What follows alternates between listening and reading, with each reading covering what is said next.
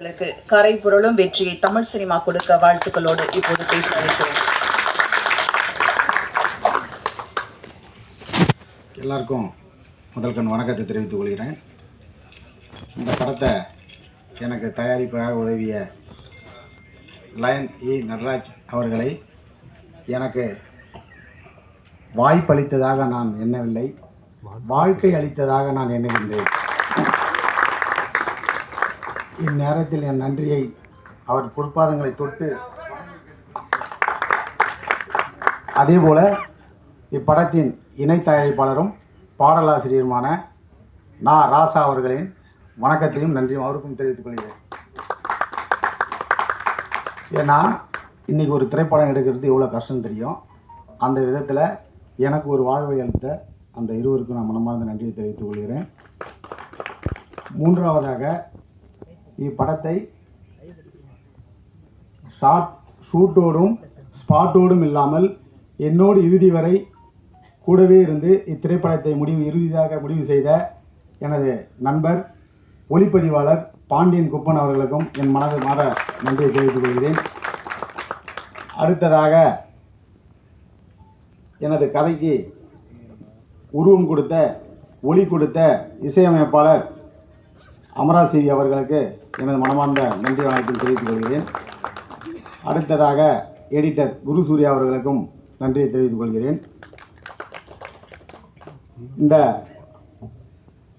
ஏன்னா திடீர்னு என்னை கூப்பிடுவாங்க, நான் எதிர்பார்க்கவே இல்லை. நான் நன்றி நினச்சிட்டு தான், நன்றி உரையை தான் சொல்லியிருந்தாங்க. அதனால தான் அந்த நன்றியை ஃபுல்லாக நான் மனப்பாடம் பண்ணிட்டு வச்சுருந்தேன். திடீர்னு சொன்ன உடனே இப்போ மறுபடியும் நான் வரவேற்பு உரையிலே வந்துட்டேன். என்னென்னா, இந்த படத்தில் நான் கேமராமேனாக ஒரு ஐ டாக்டராக பார்க்குறேன். ஏன்னா நான் ஒரு பொதுநல மருத்துவர் தான், எம்பிபிஎஸ் பொதுநல மருத்துவர் தான். எதாக இருந்தாலும் ஒரு பேராசெட்டமால் அப்படி தான் தெரியும். ஐ டாக்டர்ன்றவர் அது ஸ்பெஷலிஸ்ட்டு. அதனால் டெக்ஸ்ட்டில் எப்படி ஒரு இயக்குனர் பெரிய ஆளோ, அதேமாரி இமேஜில் ஒரு ஒளிப்பதிவார் பெரிய ஆள். அதுபோல் மியூசிக் டைரக்டர் என்னுடைய படத்துக்கு அவர் தான் உருவம் கொடுத்தார். இது ஒரு கோமா ஸ்டேஜில் இருந்த ஒரு கதைக்கு உருவம் கொடுத்தவர் அவர் தான். அதனால் அந்த இசையமைப்பாளர். அதுக்கப்புறம் எம்எஸ் மாஸ்டர் ஆஃப் டாக்டர், தேவையில்லாதெல்லாம் கட் பண்ணுவார் எடிட்டர். இந்த மாதிரி இந்த 3 டாக்டரோட ஒத்துழைப்பில் தான் இந்த பொதுநல மருத்துவர் உருவாயிருக்கேன். அதுக்கப்புறம் பார்த்தீங்கன்னா, இந்த கதையுடைய கதாநாயகன் தமன்குமார் அவர்கள் எனக்கு கூடவே இருந்து படம்ன்றதால ஃபுல் சப்போர்ட் பண்ணுவார். டைரக்டரை, இந்த படம், இந்த கதை, அதுக்கு தேவையானது எல்லாத்தையும் அதுவே எடுத்துக்குவோம், நீ எதுவும் கவலைப்படாது, அந்த அளவுக்கு எனக்கு ஊக்கம் கொடுத்தார். இதுதான் உண்மை. இந்த கதைக்கு தேவையானது அதுவே எடுத்துக்கிச்சு. அடுத்ததாக, கதாநாயகி சுவேதா டேரத்தி நல்லா இந்த படத்தில் நாங்கள் சொல்கிற மாதிரி நடித்தாங்க. அதுக்கப்புறம் இந்த படத்துடைய காமெடி நாயகன் பிளாக் பாண்டி அவர்கள். எனக்கு காமெடி இந்த படத்தில் எவ்வளோன்றதை நீங்கள் திரையில் பார்த்து சொல்லுவீங்க. அந்த அளவுக்கு எனக்கு ஒத்துழைப்பு கொடுத்தாரு. காமெடிக்கு ஃபுல் சப்போர்ட் பண்ணி எனக்கு அதை ஒர்க் அவுட் பண்ணி கொடுத்தாரு. அவருக்கும் ரொம்ப மனமார்ந்த நன்றி கலந்த வணக்கத்தை தெரிவித்துக் கொள்கிறேன். அடுத்ததாக, எங்கள் படத்தை பார்த்த உடனே ஒரு புது ட்ரெண்டாக நீ சொல்கிற தம்பி, ஏதோ ஒன்று சொல்கிற, அதாவது ஒரு ஆவி விரட்டுறதுக்கு பலவிதமான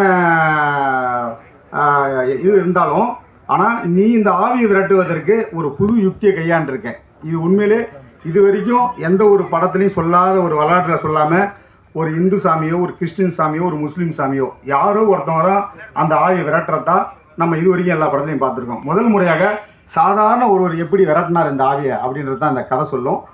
அந்த கதையை பார்த்த உடனே நீ ஒரு புது வித்தியாசமாக ஒன்று சொன்னேன்னு சொல்லிட்டு இந்த படத்தை எங்களுக்கு திரைக்கு வெளியிட வந்த அஜய் ஃபேக்டரி உரிமையாளர்களுக்கு நான் நன்றி தெரிவித்துக் கொள்கிறேன். அடுத்ததாக, எங்கள் பாடலை பார்த்த உடனே சார் இப்போ சொன்னார் பாருங்க, நம்ம பிளாக் பாண்டி சார், இன்ஸ்டாகிராமில் இன்பம் தரேங்க அப்படின்னு பார்த்த உடனே அந்த ட்ராக் மியூசிக் அப்படியே வாங்கிட்டாங்க. வேறு ஒன்றும் இல்லை, சரியான சாங்கு. ஏன்னா சுசித்ரா மேடம் பாடி ராபர்ட் சார் மாஸ்டர் கொரியோகிராஃப் பண்ணோன்னா அந்த சாங்கை உடனே வாங்கிட்டாங்க. அதுக்கப்புறம் சுரேஷித் மாஸ்டர் 2 பாட்டை அவர் கொரியோகிராஃப் பண்ணியிருக்காரு. அவங்களுக்கும் நான் வணக்கத்தை தெரிவித்துக் கொள்கிறேன். எங்களுக்கு இதுக்கு இந்த படத்தை வெளியிடுவதற்கு உதவியாக இருந்த ஜோசப் அவர்களுக்கு வணக்கத்தை கலந்த நன்றியை தெரிவித்துக் கொள்கிறேன். அப்புறம் இந்த சினிமாவில் என்ன, நான் ஊரில் இருந்தேன், கிராமத்தில். ஏன்னா இந்த சினிமாவை கொண்டு நடிகரும் மாஸ்டருமான திரு லாரன்ஸ் சார் அவர்களிடம் நான் பர்சனல் உதவியாகவும் ஓட்டுநராகவும் நான் பணிபுரிந்தேன். அதற்கு உதவியாக இருந்தவர் நான் எனது நண்பர் உயர்நீதிமன்ற வழக்கறிஞர் வி வடிவேல் அவர்கள், அவருக்கு இந்த நேரத்தில் நான் வணக்கத்துக்குரிய நன்றி சொல்றாரு. அடுத்ததாக இந்த படத்தின் இரண்டாவது காணொலியை நீமராய் அவர்களுக்கும் வணக்கத்தை தெரிவிக்கிறேன்.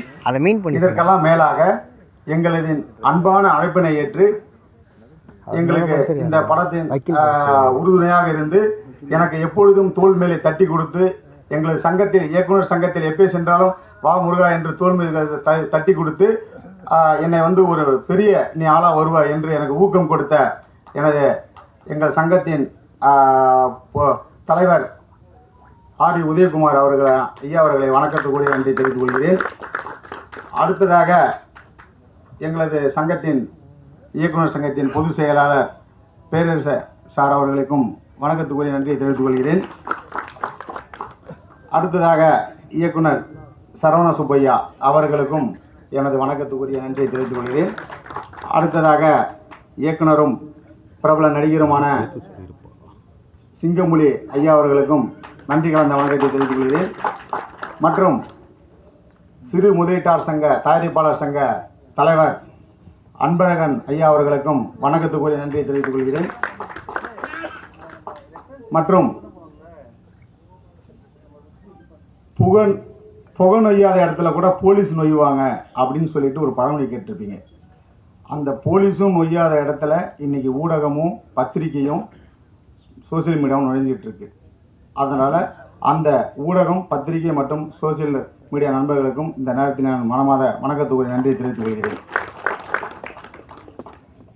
இந்த படத்தோடைய கதை வேறு யாராவது பேர் விட்டுருந்தா மன்னிச்சிடுங்க. மற்றபடி இந்த படத்தில் எனக்காக என்னோடு ஒத்துழைத்த டெக்னீஷியன், மற்றபடி காஸ்டிங், ஆக்டர்ஸ் அனைவருக்கும் இந்த நேரத்தில் மனமார்ந்த வணக்கத்துக்குரிய நன்றியை தெரிவித்துக் கொள்கிறேன். இந்த படத்தை பற்றி நான் ஒரு 2 லைனில் கதை சுருக்கத்தை மட்டும் சொல்லிடுறேன். முதல் நான் வந்து புடிச்சு திருவண்ணாமலையில் பார்க்க போகும்போது என்னை வந்து கேட்டார். நான் சார் அடிக்கடி பார்த்தேன்னா, சார் நீங்கள் ஒரு ஆஃபீஸர் மாதிரியே இருக்கீங்க, போலீஸ் மாதிரியே இருக்கீங்க அப்படின்னு சொல்லுவேன். என்னவோ சொல்கிறேன் அப்படின்னு சொல்லிக்கிட்டே இருப்பார். அவரை வச்சு ஒரு ஷார்ட் ஃபிலிம் எடுத்தேன், 2 ஷார்ட் ஃபிலிம் எடுத்தேன். அது நல்ல ஒரு 2 லட்சம் வியூவர்ஸ் வந்து குறைஞ்ச டூரேஷனில் பார்த்தாங்க. அதுலேருந்து எங்களுக்கு அதுலேருந்து ஒரு ராயல்ட்டியும் கிடச்சிது 60-40 அக்ரிமெண்ட்டில். பார்த்த உடனே ஒரு ஷார்ட் ஃபிலிம்லேயே ஒரு 25,000-30,000 நமக்கு ஃபஸ்ட் 3 மந்த்துக்கு 1 டைம் வர வைக்கிறாங்க. பெரிய படம் பண்ணுவான்றது அவர் என் மேலே நம்பிக்கை வந்துச்சு. கதையை சொல்லுப்பா அப்படின்னு சொன்னார். நான் ஒன்றும் சொல்லலை சார், இந்த படத்தில் ஃபஸ்ட் ஹாப்பில் வயிறு வலிக்கும், செகண்ட் ஹாப்பில் ஹார்ட் வலிக்கும்னு. என்னப்பா சொல்கிறேன்னா, ஆமாம் சார், ஃபஸ்ட் ஹாப்பில் பயந்து சிரித்து வயிறு வலிக்கும், செகண்ட் ஹாப்பில் பயந்து ஹார்ட் வலிக்கும் அப்படின்னு. உடனே ஓகே அப்புறம் அப்படின்னாரு. அதுக்கப்புறமா என்ன சார், இந்த பேய் பட வரலாற்றிலே, இந்த ஹாரர் த்ரில்லர் வரலாற்றிலே இல்லாத ஒன்று என்னன்னு பார்த்தீங்கன்னா, எல்லாமே ஏதோ ஒரு சாமியை வச்சு ஒரு சித்ரா பௌர்ணமியோ ஒரு துர்காஷ்டமி அன்றைக்கி தான் ஓட்டுவாங்க. நம்ம அப்படி தான் ஓட்டலை சார், சாதாரண ரோட்டில் போகிறோம் அப்படின்ட்டு ஓட்டிட்டான். இதுதான் சார் இந்த கதை அப்படின்னு. என்னப்பா இது ஒரு பெரிய லெவலில் சொல்கிறேன் நீ அப்படின்னாரு. அவ்வளோதான். அதுக்கப்புறம் பூஜை போட்டோம் திருவண்ணாமலையில். அது சிறப்பாக அண்ணாமலையார் அவர்கள் இந்த அளவுக்கு கொண்டு வந்து விட்டுருக்காரு.